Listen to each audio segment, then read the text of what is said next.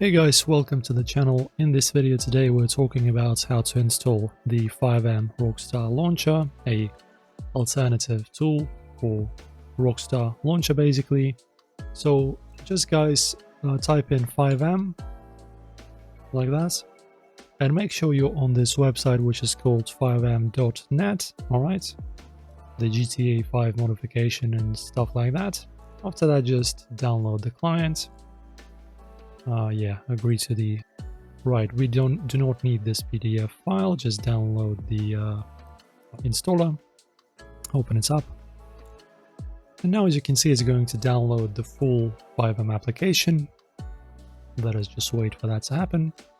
Okay guys, and after that basically I don't have the game installed, but you basically need to find the directory of your GTA 5. So basically find the folder on your hard drive or SSDs.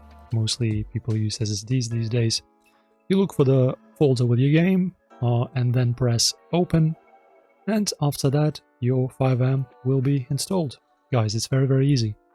Thanks for watching. Give this video a thumbs up, subscribe. See you in the next one.